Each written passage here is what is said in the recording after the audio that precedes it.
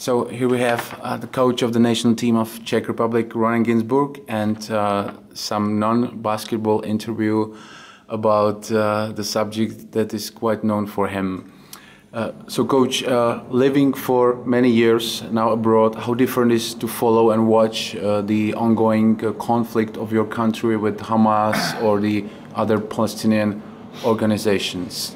It's more difficult because when you are in my country, so I'm next to my family and I'm next to my friends, so it's easier to me to see exactly the situation here. Every time that I heard in the news or in the website that some rockets fall in my city or in so I run immediately to the Skype or to the telephone to see that everything is okay and everybody survived. So for sure, to be here in this time, it was more difficult than to be at home. Which of those years living in Czech Republic was like the worst? Is it now or some time before? I think now, because this is the first time that Hamas missiles going to the center of Israel. It's like someone will missiles Prague, you know. So and I live in Tel Aviv, so I think this is the first time that it's really come to the center of Israel. So I think this is the most crucial time that I had here in the last 8 years. Since July, everything intensified again. So how much are you worried about your family and your closest people? You know, you can't, the chance that you hit by missiles, it's not big chance. You know, you can hit by car in Prague, you have better chance to hit by car in Prague than they get missiles. But to live over there, to live in Tel Aviv or in other part in Israel, and every 2 hours you need to run to shelters and to be afraid, it's not convenient. So when I am far from this situation, I need to check that everything okay in my house. So it was difficult, and like I said, I all the time contact with my family. I will not say that I didn't have problems. I had problems with my parents. I have old parents, and with my little son. So I need to talk to them, call them, to make them calm, to explain them that it will go through, and we'll over it. Living in Israel, do you have to learn how to live with some sort of worries all the time, or do you have to stop to think about it in order not to get crazy? We are trying not to think about it too much. We try to live our life. Some people said that we are live on the edge because we are living. We're taking a lot of risk and we wants to achieve everything. It's not. We get used to it, but it's not. You know, when I look it from outside now, it looks to me it's crazy situation to live like this in Israel. But we are get used to it. I get used to it from '91. It was Iraq war that missiles come to Tel Aviv, and I was in the army also, so I have all this experience. But it's not.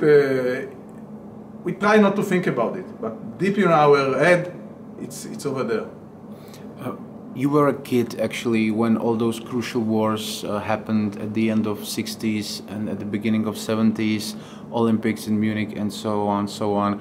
Still, is there anything that you remember as a kid? Of course, you know, 72 war, it was 73 war, it was. I was 9, 10, and it was it's scarf, and every Israeli people, men, because we lost a lot of people, and all these wars after, we have a lot of memories. I usually participate in one when I was a soldier in '82.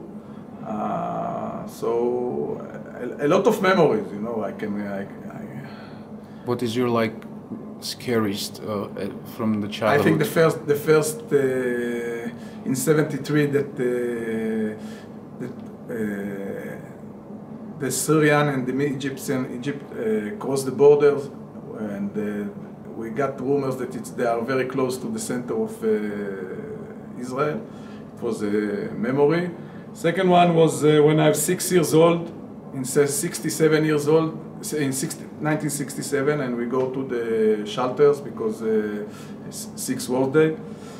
And you know, in 91, in the first missiles that attacked Tel Aviv, we didn't believe that it will happen from Iraq.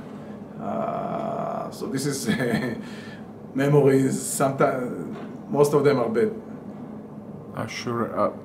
Do you remember seeing the first rocket to fall from the sky? Yeah, in 91, from Iraq.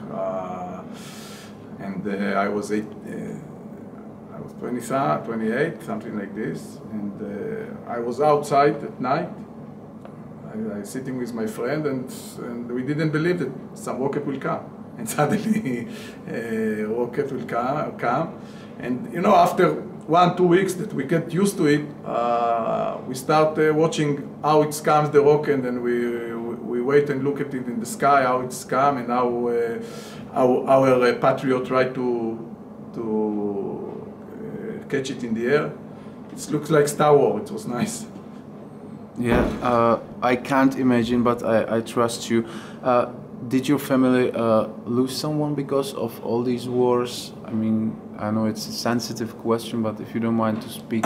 My family, we lost a lot of people in the Holocaust before, you know, in the Shoah. The 45, I think we lost like 100 people of all family, you know. But in all wars, I lost 2 friends in my age, in 82 and in 91.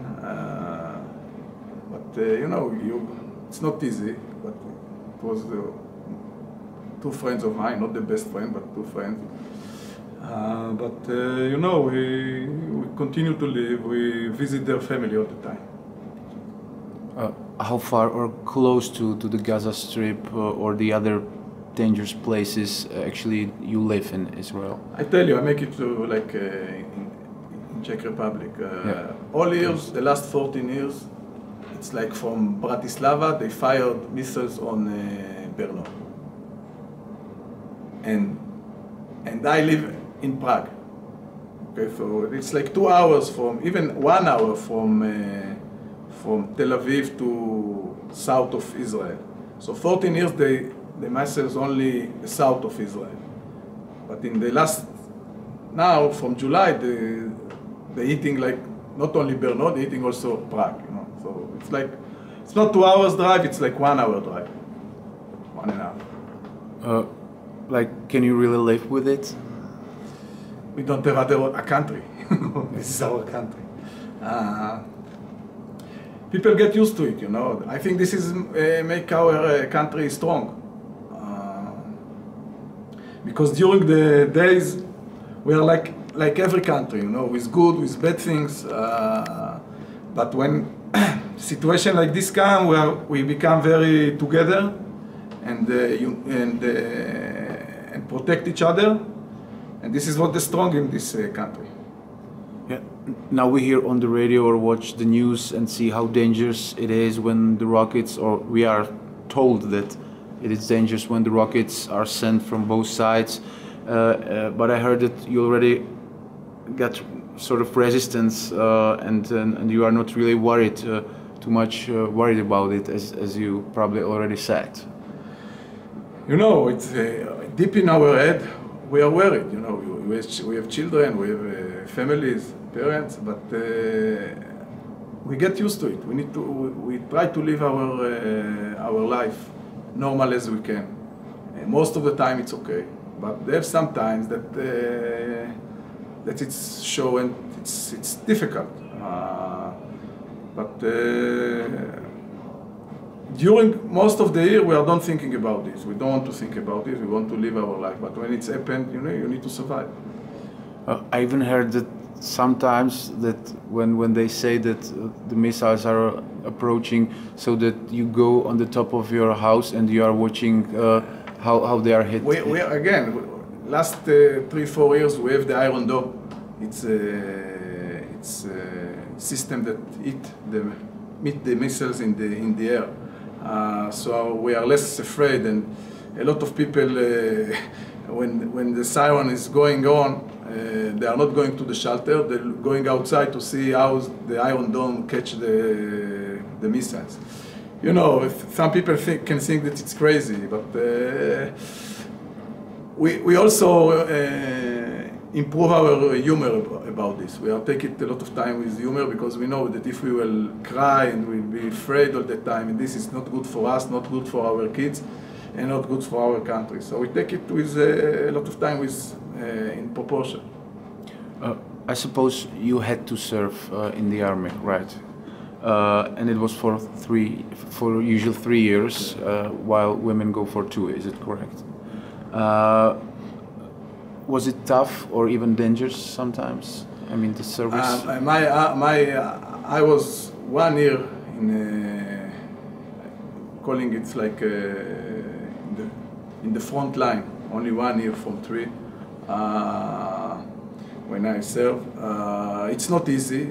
We didn't have some fights or something like this, but you know, to live like a soldier 1 year without come home and don't see your family and sleeping a lot of time on a tent, small tent, 1 month in a row, it's not easy, but it makes you stronger. So we have only good memories from the serving. Every soldier who make 3 years, I think that the 3 years make you more mature than usually other people in our age in other countries.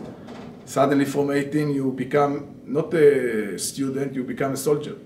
So it's a lot of responsibility, it's a lot of demand from the army from you. So I think it makes us more mature, more responsibility. I can take it as a good experience, the army.